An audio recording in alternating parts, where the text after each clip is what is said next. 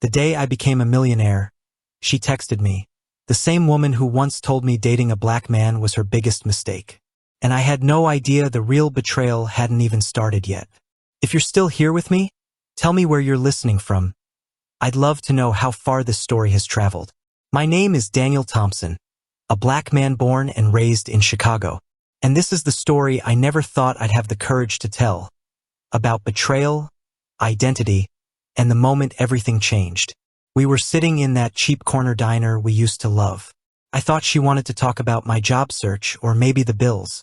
But the moment I sat down, she pushed the ring toward me. "I can't do this anymore," she said, her voice low but cold. "I can't build a future with someone who's unemployed." I opened my mouth to respond, but she lifted her hand to silence me. Then she leaned forward, her eyes scanning the room to make sure no one she knew was listening. And she said it. "I should have known better," she whispered. "Dating a black man was a mistake. You people are always unstable." The words slammed into me like a punch. You people. Not you. Not "you're going through a hard time." Not "I'm scared" or "let's figure this out." No, you people. She said it slowly, clearly, like she wanted to make sure I heard every syllable. "That's what you think of me?" I asked. My voice was shaking, but not from anger, from heartbreak. She rolled her eyes, like I was the one being dramatic. "Come on," she said. "Don't make this emotional. I'm just being honest. I want a stable life, a real future, someone who won't drag me down, drag her down. After all I had done for her, after the rent I covered, the loans I paid, the way I believed in every dream she had." She grabbed her purse. "I need someone at my level," she added. "Not someone like you." Then she stood up, walked out of the diner, and didn't look back. I stared at the ring she left behind. That was the moment I realized I hadn't just lost my job. I had lost the woman I planned to marry, and discovered who she truly was in the ugliest way possible. Before I tell you what happened next, you need to understand how we even got there. Because her words, as cruel and explicit as they were, didn't come out of nowhere. They had roots, quiet roots I ignored for too long. I met Claire 3 years ago at the software company where we both worked. She was part of the communications team, always walking around with her tablet, teed eyes sparkling with confidence. She approached me first, told me she liked my smile, asked if I wanted to grab coffee. I wasn't used to being the one chosen, the one pursued, so I fell quickly, easily. The first year felt perfect. She'd show up at my apartment with takeout, curl up beside me while I worked late, kiss the back of my neck, and tell me she was proud of how hard I pushed myself. When her car broke down, I paid for the repairs. When she lost her job briefly, I covered rent for 2 months without hesitation. Back then, helping her felt natural. We were a team, or so I thought. But things started shifting when she landed her new job, the higher-paying one. She changed her wardrobe, changed her circle of friends, changed the way she looked at the world.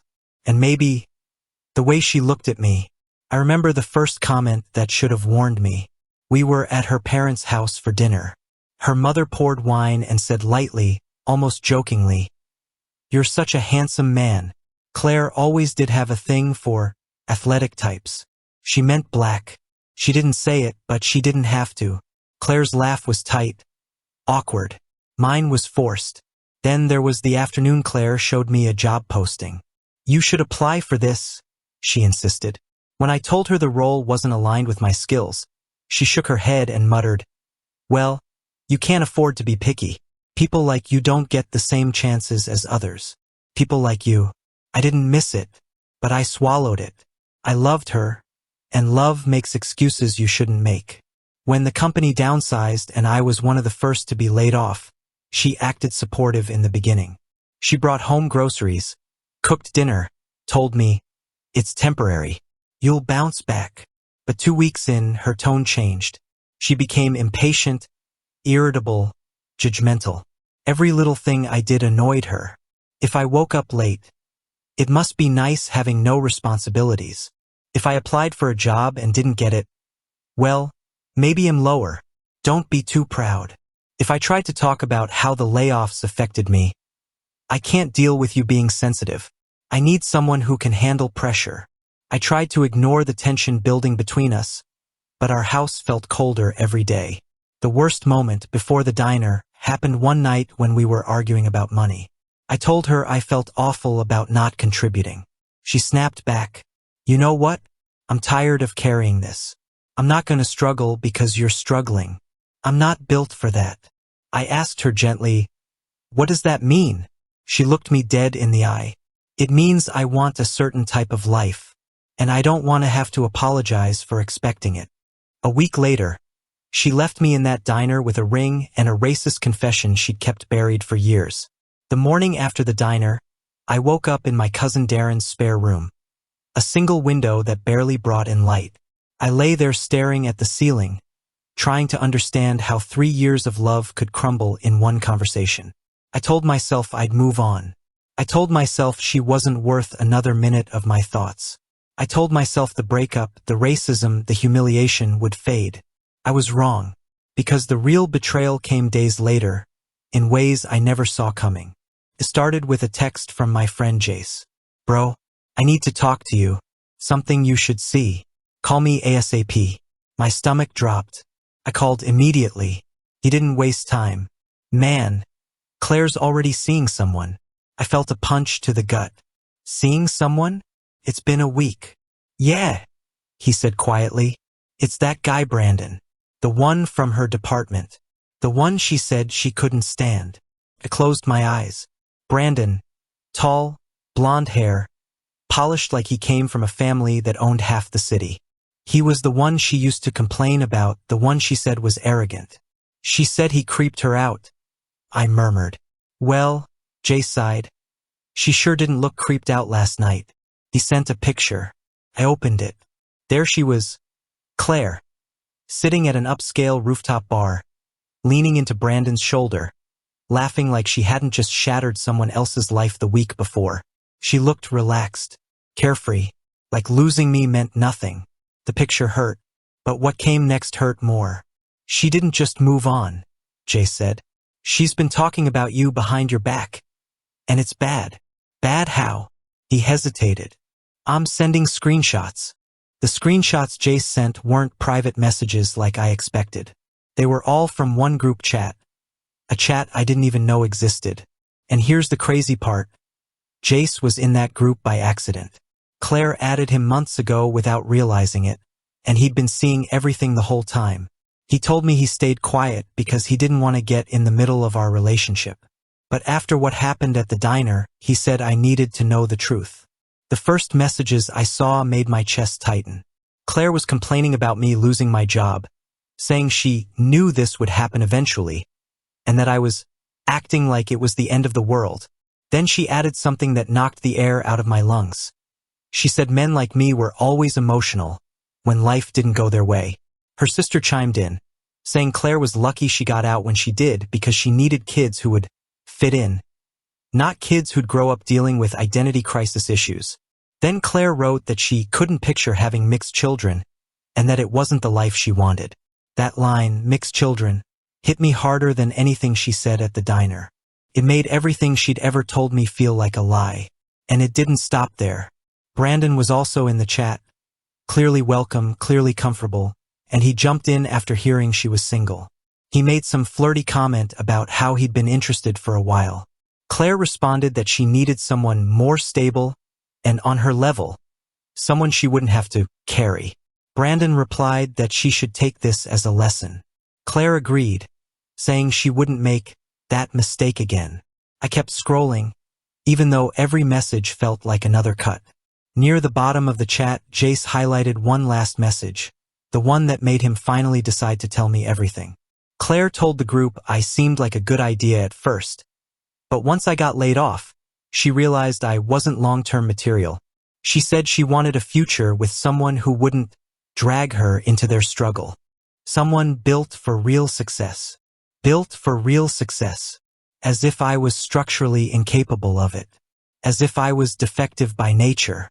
I sat there staring at those messages, feeling something heavy settle into my chest. Heavier than heartbreak. Heavier than humiliation. It was the realization that the woman I loved never actually respected me. She only respected what I could give her. I didn't move for nearly an hour. I just sat on the edge of the mattress, staring at the floor while the reality of everything sank in. 2 days later, I found out the final piece, the part that broke whatever was left of my heart. I walked into a grocery store and saw Claire and Brandon together. Not hiding, not embarrassed, laughing, holding hands, picking out wine like a happily married couple. She saw me, paused, and whispered something to Brandon. They walked right past me, didn't say a word, didn't even acknowledge the 3 years we shared. The betrayal wasn't that she left me. It was discovering who she always was. And the worst part? I blamed myself for not seeing it sooner. But life has a way of turning pain into fuel, and betrayal into clarity that I just didn't know yet how fast everything was about to change. If you love stories of betrayal, hidden truths, and justice that strikes when no one expects it, make sure to like this video and subscribe to the channel. New stories drop every day, each one darker, sharper, and more unforgettable than the last. Now back to the story. For a few days afterwards, I wasn't sad anymore. I wasn't even angry. I was empty, like someone had scooped out everything inside me and left the shell. But something shifted one morning. I was sitting on the edge of the bed, staring at my phone, wondering how my life had unraveled so fast, when an email notification popped up. I almost ignored it, thinking it was another rejection. But the sender's name made me look twice. I didn't know it yet, but that email was the beginning of my comeback. Marcus Turner, my old mentor from my first tech internship, the man who taught me half of what I knew today. His message was short. I heard what happened with the layoffs. Call me. I might have something for you. I didn't even blink. I dialed immediately. Marcus picked up on the first ring. Son, you sound like hell, he said, not unkindly. I feel like it, I admitted. He didn't ask about Claire. He didn't ask about the breakup. Somehow, he already knew not to. Instead, he got straight to the point. I joined a new startup, he said. We're small but hungry. We need a problem solver. Someone who doesn't fold under pressure. Someone like you. For the first time in weeks, something warm flickered inside me. He continued, it's risky. Pay won't be much at first. But if we land investment, there's equity on the table. That word equity echoed in my head. Do you want it? He asked. I didn't hesitate. Yes, I want it. 2 days later, I walked into a tiny co-working space downtown. The startup had only 4 people. Marcus, 2 developers, and a marketing guy who looked barely out of college. The place smelled like burnt coffee and old carpet, but to me it smelled like possibility. We were building a productivity tool, something simple but smart. Something that could actually grow. The moment I saw the early prototype, I felt my brain switch back on. Ideas started flowing. Improvements, fixes, features nobody had considered yet. For the first time since losing my job, I felt useful. I stayed late every night, sometimes until the cleaning crew kicked us out. I coded, tested, rewrote entire sections of the platform, and built a small feature on my own. One that made our product run faster and look cleaner. Marcus saw it and shook his head with a smile. Damn, I forgot how good you are. And for the first time in a long time, I believed him. 3 weeks into the project, we pitched the updated prototype to a potential investor. I'd barely slept the night before, but the moment I started explaining the feature I'd built, everything clicked. I wasn't nervous anymore. I was alive. The investor kept nodding, asking questions, smiling. We ended the meeting, shook hands, and walked out barely breathing. Hours later, Marcus called all of us into the tiny office. We got it, he said. They're in. 7 figures. Everyone exploded, cheering, hugging, pacing around the room in shock. I stood frozen, letting the words sink in. 7 figures. That meant the company was finally funded. That meant salaries. That meant real long-term potential. And because of my work, it also meant my equity payout. Marcus handed me an envelope. Open it. Inside was the formal offer, my share of the company now backed by actual money. A number stared back at me, A number that lifted me out of the floor-level life I'd been living these past months. That night, I walked out of the co-working building and stood on the sidewalk, watching cars rush past, feeling the cold air fill my lungs. And as I stood there, my phone buzzed. A notification, a message from a name I never expected to see again. Claire. Just one line. Can we talk? I stared at the screen, feeling every part of my past tilt back toward me. She had no idea how much my life had changed. She had no idea who I was becoming. And she had no idea that the man she walked away from, the one she called unstable, emotional, and not built for success, had just stepped into a future she never believed I could reach. The turning point wasn't just the job. It was realizing I didn't need her validation. I never did. And now she was about to find out exactly who she gave up. I didn't answer her message that night. I didn't even open it again. I slipped the phone into my pocket and walked home under the cold evening sky. The next morning, she messaged again. Please, just hear me out. Then another. I've been thinking a lot about everything. I want to explain myself. Then another. Can we meet? Part of me wanted to ignore her forever. Another part, a quieter, more rational part, knew that meeting her wasn't about her at all. It was about me. I needed closure. Not revenge. Not drama. Closure. So I agreed. Tomorrow at 5. The cafe on Hillcrest. 10 minutes. The next day, I walked into the cafe early, grabbed a seat near the window, and waited. 5 minutes later, Claire walked in. She looked different. Her confidence was gone.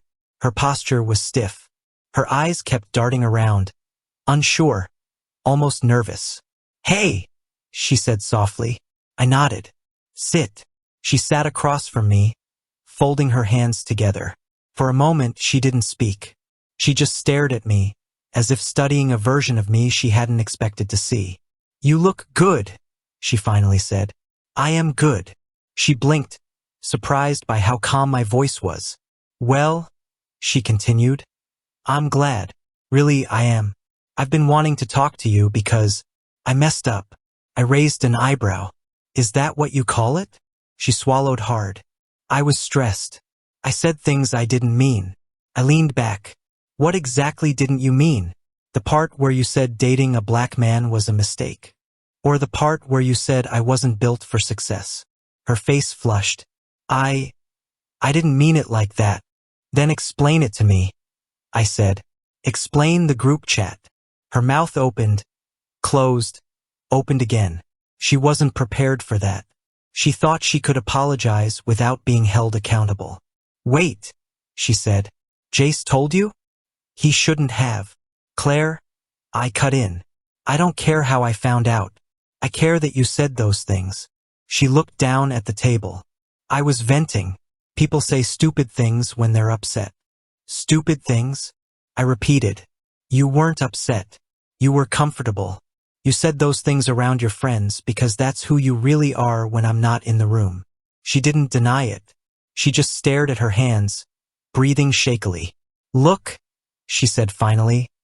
I know I hurt you, but I want to fix things. Why now? I asked. What changed in the past month? She hesitated. That hesitation gave me my answer before she even spoke. I heard you're doing well at your new job, she said carefully. I nodded. I am. And I heard you're making good money now. There it was. Not love. Not remorse. Not guilt. Opportunity. I let the silence hang in the air until she finally looked up at me with glossy eyes. We were good together, she whispered. We had a future. Maybe we could start over. I almost laughed.